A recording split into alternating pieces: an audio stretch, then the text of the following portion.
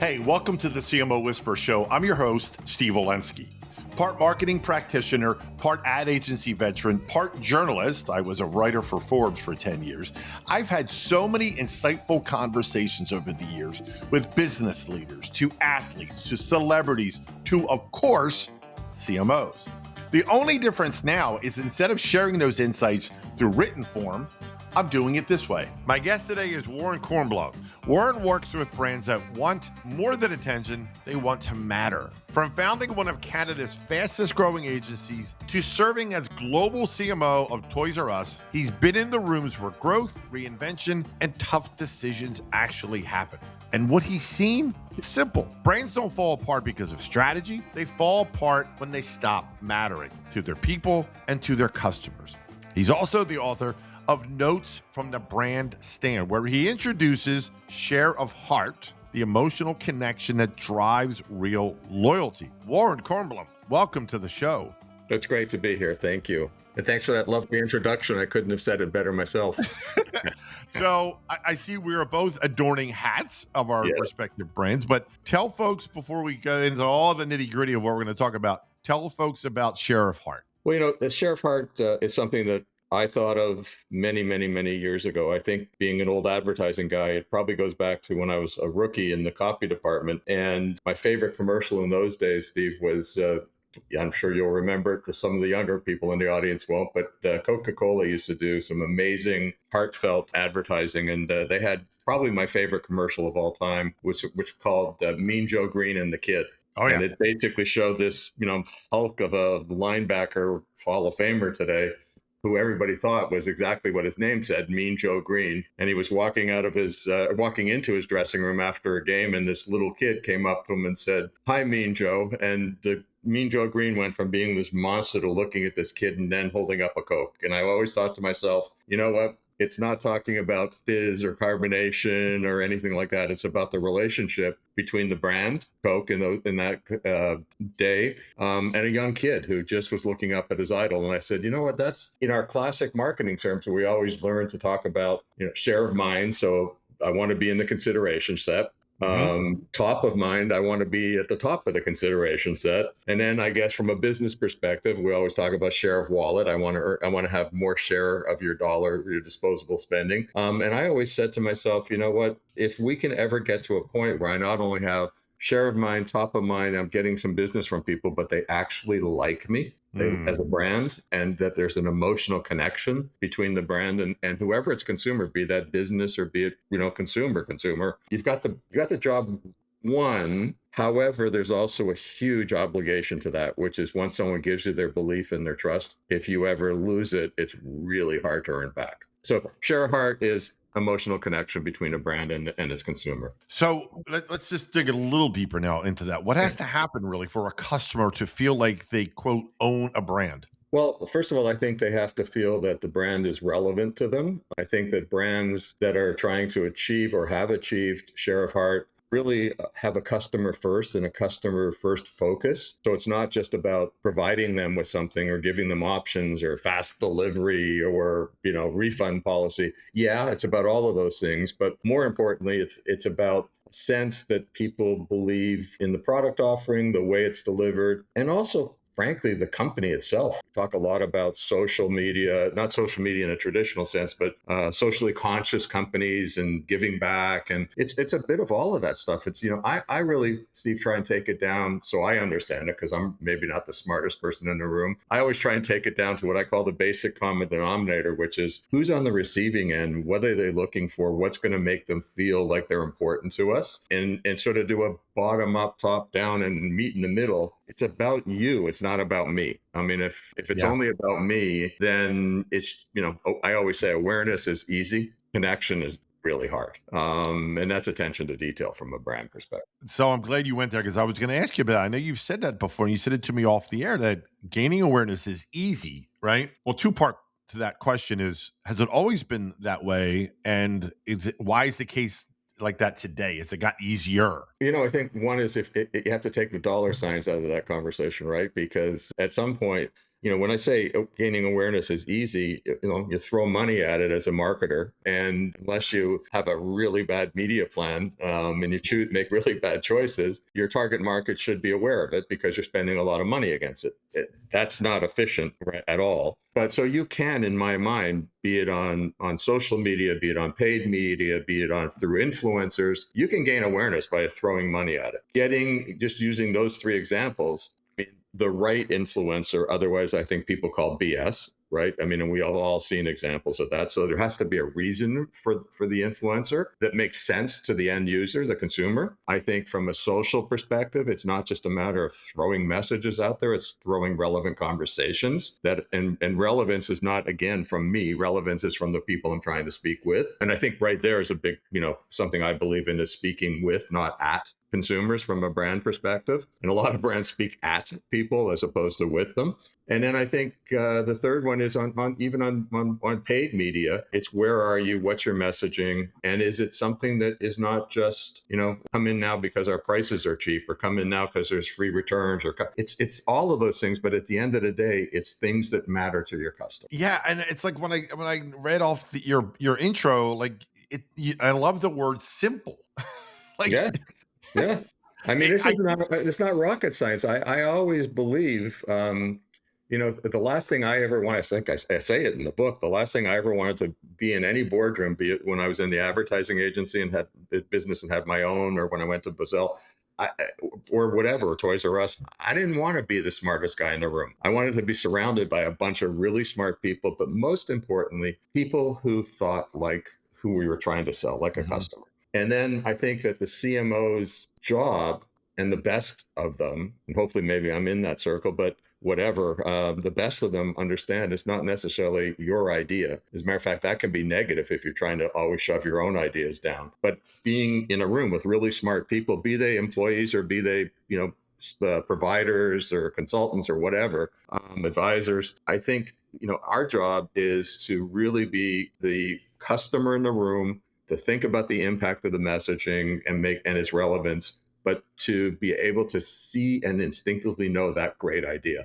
Then I think from there, once that direction is set or the idea is embraced, then I think the real challenge becomes feeding it through the organization and getting belief and trust. There's two audiences I think that are critical. One is your internal audience, your partners, and the second is the people you're trying to talk, not in ranked order. They're equally important. As an advisor, I know I'm rambling a little, so I apologize, but as an advisor, one of the biggest things I've seen over the years is, and even in my agency days, you walk in and you're waiting in a reception area, or even sometimes on a Zoom or something, and there's mission statements there. And my first point of exploratory is not to, read the mission statement, obviously, but then talk to 10 or 15 people who aren't looking at it and say, tell me, what's the mission? There's two things. One is it's amazing how many times you get, what? And that's a problem, obviously. Or the second one is when they just verbatim repeat it like they've been, like they've been drilled in their head. What I'm always looking for is understand the mission, but be able to articulate it yourself because you have a role in it as a cog in the wheel. Yeah. And I've done a similar exercise at different companies, and I've been at big companies like Oracle, where you read something on a wall and then you ask somebody just around a water cooler, virtual or not, what's our mission? You get 1,000 different answers. Exactly. And that's okay if it all bubbles up to the same mission, but 9 times out of 10, they can't even articulate it in their own words. So how are you going to tell your consumer? Be that in an Oracle case, a B2B consumer, some consumer to consumer, or B2C. But how is the organization going to communicate that if they can't communicate it to themselves? And I think that's where, your hat, that's where the CMO comes in, right? And the CEO. It's got to be, in my opinion, I want to hear your opinion. I value your opinion. I want people to have productive discussion about it. But once we lock in, we all need to believe, because if we don't believe, then the people we're talking to aren't going to believe. 1,000%. I mean, people are, I always say brands, B2B, B2C agnostic, they don't give consumers/buyers enough credit. 1,000%. And to your earlier point about using the word simple, at the end of the day, it usually comes down to that. If you're reading something or talking about it and you and I are going and our eyes are rolling, and we don't get it, then I don't care who's given the message. It's not going to, it's simple, bite sized chunks. This is who we are. This is what we're going to do for you. This is how we think about you. We're going to value you. And that's top down, bottom up, in my opinion. Exactly. Exactly. Okay. So if awareness is easy, of course, the flip side is, and what's hard, and what do brands not get right? Well, I think one is that they talk, repeating that, but I really believe it. They talk at people rather than to them or with them. Actually, with them, not to them. I think that sometimes you can easily see that it's more about the brand and they're trying to force the market than it is about we're going to develop things. I think sometimes it's about, look at a company like Patagonia. There's a soul to the company. Chobani. I mean, and I think consumers like that. I mean, they want to feel a part of a family and they want to be proud of that family, and a brand should be a part of a family. That's how I've always looked at it. I mean, it's amazing how when you meet with people and talk about a company or a brand or a product that they like or they don't like, the ones who like it, like, think about the conversation. It's an age old one, but between Apple users and DOS users or non-Apple users. I mean, it's almost like it's not a technological conversation except for the real techies out there. It's people are just have a brand affiliation, and Yep. it's almost like they're talking about a friend, right? That's when you achieve share of heart, is when you actually have a connection with the people, that they're not only transactional and buying something from you, but they're loyal. It's almost like they'll go, when you've achieved share of heart, they'll almost only look at you. And the only reason they would look at somebody else online, in a store, whatever, is if they can't find what they're looking for, which is okay, because you Yeah. shouldn't just sell stuff for the sake of it. But first choice, every choice. And when they talk about you, the brand, they're all, as I said, they're almost talking about a member of the family or a friend, and they defend you. Yeah. The flip It's a side's river. also true. If you give them a bad experience, they love to be on the soapbox, and social media now is the perfect soapbox. Oh yeah. So yeah, I mean, I always, and the last point I would make on that is it's also so important from really the first step, that a brand gets into someone's kind of gestalt or wavelength.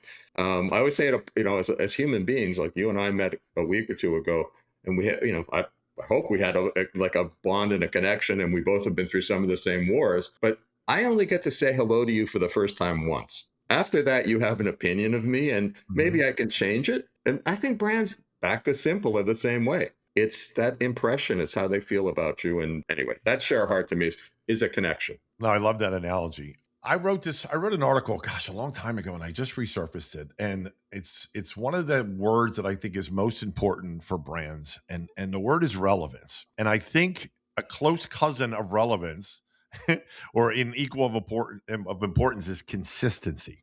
Yes. Right. And I know that's a very hot button topic for you. And it goes beyond just messaging, right?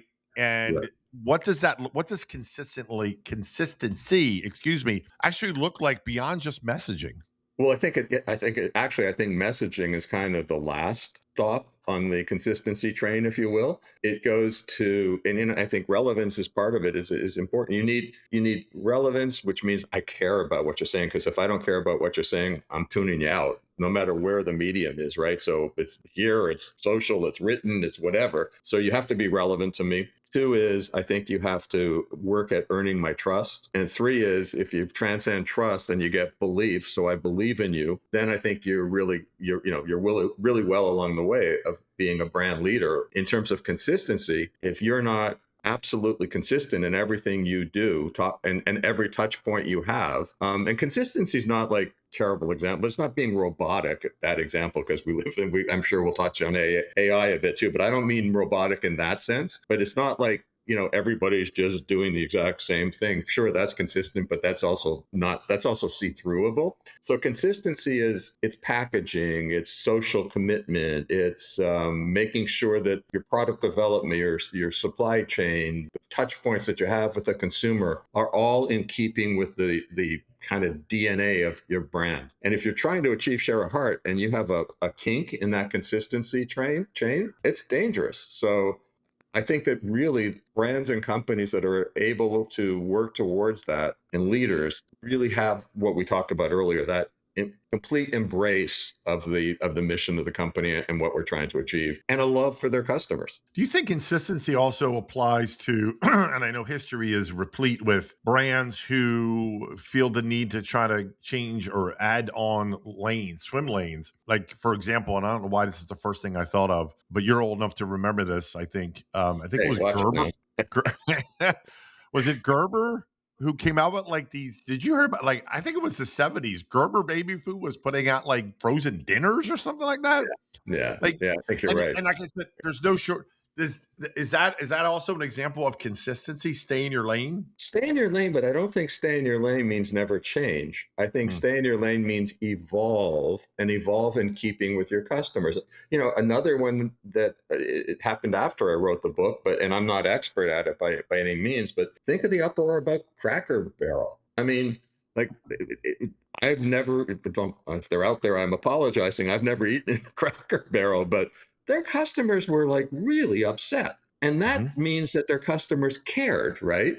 Because otherwise, who cares if someone changes a logo? So to me, consistency doesn't mean you have to stay the same, but you have to stay in character, right? Yep. You have to, if you're my friend and all of a sudden you start doing something really strange, all of it, that threatens our friendship, it's usually because you're doing something that's not in character or not consistent for your behavior. And I think that that's where it is. I mean, brands have to evolve. You can't, brands that don't, and that's something I do have in the book, brands that didn't evolve or fail to realize that consumers are changing. I mean, that customer that you're talking about for Gerber, if they didn't evolve their customer base, they're dying. I mean, Yeah. let's be honest, so you need to evolve and be relevant to the generations of consumers that are coming up. If you can, if you have something that offers, and that to me can be consistent. Evolution can be consistent. It's consistent to your character and your DNA, your brand DNA, or what I call your brand stand. To be honest, that's what the brand stand means. Oh, good point. So we're kind of getting into this next topic I want to talk about, and it's brand drift, right? How brands kind of drift. They don't decline overnight, right? They drift. So what if I'm a CMO? What does that drift look like early on? What are some warning signs that, wait a minute, my brand's starting to drift? Well, I think the first sign, I mean, I always back to simplicity. I always start and stop at the consumer. And the one thing that the world we live in today with all the technological advances, I mean, in the old days when I was a CMO, you had to wait, you do a usage and attitude survey and you do a few focus groups and you'd literally wait weeks, months, whatever to find out what the temperature of your customers are, right? Today, you can do that instantly. You can know what's going on. You can watch things. I think when brands start to drift, they start to not act like themselves, is the thing I would say. I mean, there's some kind of a competitive influence that they try and answer. And again, I'm not saying don't answer competitive influences, don't answer if you start to see a share drift, but solve the problem within the character and the consistent DNA or sand of your brand. Evolve, don't all of a sudden get schizophrenic. And I think brands can get schizophrenic. And when they do, you may appeal to a few new people, but you're going to lose a lot of the people who've brought you where you are. I think drifting is can be executive change, obviously, and that is risky. But usually there's change because of reasons. But I think someone in the room, and that's probably the CMO, has to be there sitting and saying, okay, I got it. We need to adjust, but we need to adjust in keeping with who we are. Right. You were at one of the excuse me, one of the most famous legacy brands, right? Toys R Us. So I want to get into legacy brands and why they lose relevance. And it's not necessarily because they're old, right? It seems like it's because they stop evolving. Is that true? Yes, 100%. And it's a terrible way to put it, but their customers started evolving out too. I mean, we used to say, I'll go to Toys R Us in a second, but in the furniture business, which I spent a fair amount of time in too, we used to say, like, once someone gets into their 50s, they're not buying mattresses or refurnishing their houses unless it's second homes, right? So there's an evolution of the customer base. And if you're not feeding in to younger audiences that are starting to do things, whatever the category is, at the top of the funnel, you're losing your customer base, right? So the sheer numbers game doesn't work. So I think when you look at legacy brands, they need to embrace their history, but also talk to the new people coming in. So for example, you did mention Toys R Us. I mean, Toys R Us is probably an example of one of the best or greatest legacy brands in retail of all. And, it's been I left Toys R Us, and I was there when it was public and when it was sold to private equity. Very smart people who bought it. But when it went to private equity, I left. So I left in about 2006. That's almost 20 years ago. It shocks me, especially with the book coming out. And there's a little bit of it in the book, but it shocks me how many people will come up to me socially at book signings, whatever, at speeches, and will say, "Oh my God, I miss Toys R Us. It's so bad, but it was so." Why? I know why, because everything about Toys R Us was about the joy of a kid. And Toys R Us talk about drift, talk about a lot of things. All of it, Toys R Us had competitive challenges in those days. One of the reasons that the board brought a new team, including me, in beginning of 2000, it was Amazon getting into the toy business, Walmart getting into the toy business. And where I think in very, very simple terms, Toys R Us drifted is all of those competitive pressures and new ways of shopping, like online toy buying, caused it to lose sight, to become a commodity as opposed to an experience. Toys R Us, when people talk about, I love Toys R Us, because they were Toys R Us kids. Grandmas were Toys R Us kids. Now moms are Toys R Us kids. And what's happened is that new generation, I know they're trying again. If they get that new generation to become Toys R Us kids again, then I think, but that's what happened. It was a classic case. It all became about allowances and buying and inventory control and everything, and cost value engineering, everything other than customer. And I probably feel like, maybe I didn't do my job well enough because I couldn't convince the board that the priorities were wrong. Well, I'm sure that was not the issue, but because you were an ant, fighting an elephant kind of thing. But it's just fascinating to me about these legacy brands and why is I think I know part of the reason, but why is evolution so hard when it comes to legacy brands? Well, I think one is it's hard for them to get out of their own way. And Toys R Us had that a little bit. We were number one, so we're always going to be number one. These people aren't going to take away our business. Online shopping's not going to replace going to a toy store. Yeah, maybe it is. So again, in my mind, Steve, it's losing touch with the consumer and not evolving the consumer. I think you can look at lots of them, like, brands. A lot of people watching the show, one brand that has been able to do it is Costco. Think of Costco. I mean, I don't know if you consider them a legacy brand, not in the sense of Toys R Us, but they've been around a long time, and they're still, they have found a way to resonate with generations of people in a very different way. But their kind of brand stand has always been the same, right? It's Yeah. join the club and save money and get a lot of stuff, right?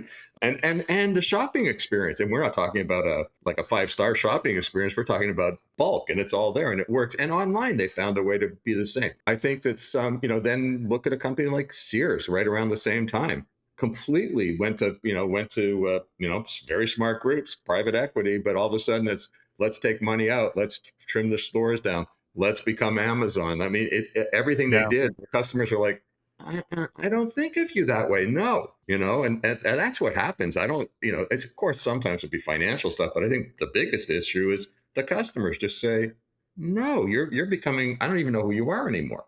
Right. That's the fine line, right? And the danger zone. I always say, it takes years and years to build equity, and you can lose it in 5 seconds. 100%. And it's even exacerbated more if you actually connect. If I like you and I'm proud of you and I've been telling everybody how great you are, and then you piss me off because you do something completely other, I'm done. Right. Yeah. I have even probably a more visceral reaction than someone who was like, I'll shop with them every once in a while. So you're right. I mean, yeah, it takes forever to do it, to build it, and you can destroy it in seconds. I can't let you leave. We mentioned AI, of course, and we're going to have some fun at the end with the random 5 questions to get to know you as a person. But where does Warren Kornblum sit when it comes to AI, and what should marketers know? What's the hype? What's not? Okay. Well, first of all, obviously it's evolving like a speed that we've never seen before. And I don't begin to feel of myself as techie enough to make technical conversations about the difference between ChatGPT and Claude and all that. So let's talk about AI in general, not as a practitioner, but as a marketing, whatever, CMO. I think I look at it and I say to myself, wow, what a phenomenal enabling tool AI is to get us information faster than we ever were able to have it before. It enables us to understand things that are going on out there faster than we ever had before. But AI thank goodness, is not offering humanity. And you can tell, you know, I'll give you a really dumb example. My book people said to me, audiobooks are pretty popular. You should consider doing an audiobook. We could get it done on AI. And I went, hold on.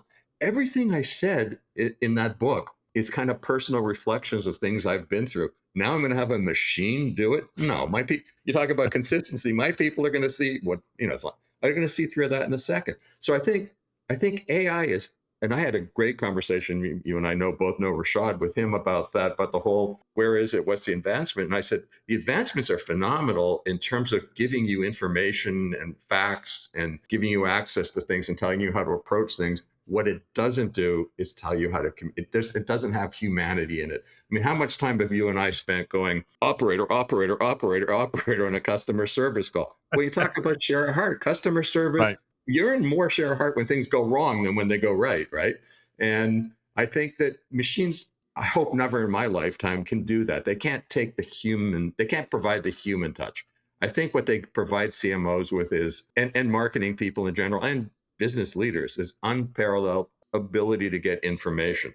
Someone asked me, did you do anything on the book and it didn't write the book for me, but on the first draft, Steve, I think I said this to you before, I read my first draft before I submitted it in, and I realized I was talking about Sears, Toys R Us, Sharper Image, and I was thinking of this 25, 30-year-old smart person reading the book and going, this guy was like at the turn of the century. And so where AI really helped me is I put it in and I said, can you give me some examples of contemporary today brands that are facing the same challenges? Then I researched them on my own. So what it probably did is it probably cut 3 months out of the process. It didn't give me the answer, but it really helped me identify, not so much it wasn't a problem, but identify brands I should be aware of that I wasn't. I think that's where AI comes in. And processes obviously help too, but it doesn't bring humanity to it. In fact, I think it often challenges the human touch that great brands have with their consumers.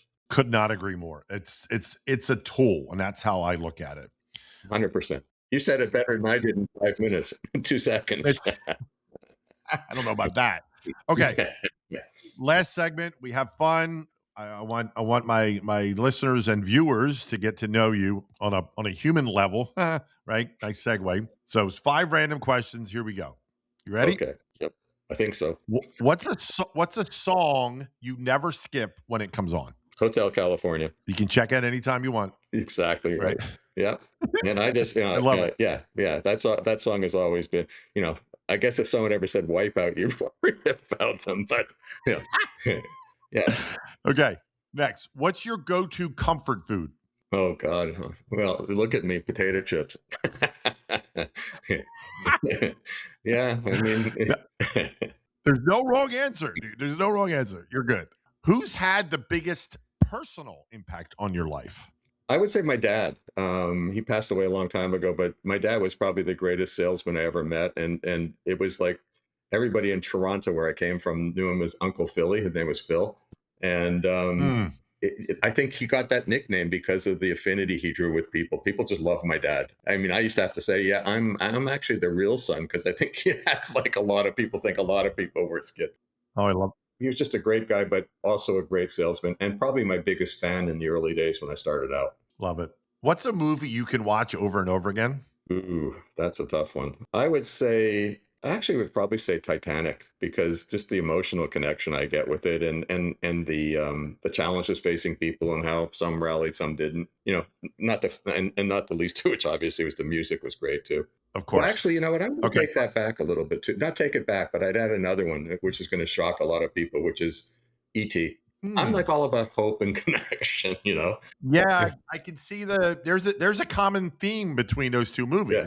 The human side. Yeah, 100%. And I'm a big suck. I mean, like, you can get me to cry in a second. And listen, I got to tell you, even as a CMO, when I worked with Burnett in the old days and some of the stuff we did with Jeffrey, I mean, they'd look at me and it's not like I burst into tears and stuff, but my team got to know me. They could see me, wow, that really touched you, didn't it? And I mean, and I think how you touch other people, it doesn't touch you. You and I, from the first 30 seconds, we said we're cut from the same cloth, heart on our sleeve. This is who we are. Okay, last question. Uh-oh. What's a perfect Sunday look like for you? Well, it depends if it's much to my wife's chagrin. If it's in football season, it's watching football. But a perfect Sunday is actually, I think, being able to, I live in Florida. I'm very fortunate that way. And I think just being able to relax, enjoy, maybe have some friends over. But it's really kind of just turn it off for as much as I can. I wish I could tell you I can completely turn it off. I can't. I'm sure like Mm, you, Steve, things are always going through my head. But on the other side, yeah, just being with family, friends, and really enjoying the blue skies of South Florida. I love it. Listen, Warren Kornblum, my newfound brother, I cannot thank you enough. And I know I'm already going to say it. We're going to do a part two. So thank you, my friend. You're the best. Thank you. And I agree. Great getting to know you. And, thanks for what you do for people who really love what we do. I think that's really an important thing for them to see the perspective of people who've lived it before. So thank you for doing that. Well, that wraps up another episode of the CMO Whisperer Show. I hope you shared this episode with your friends. And if you have not already, please subscribe to be kept up to date on all the latest episodes. And if you're so inclined, leave me a review on your favorite podcast platform. Thank you.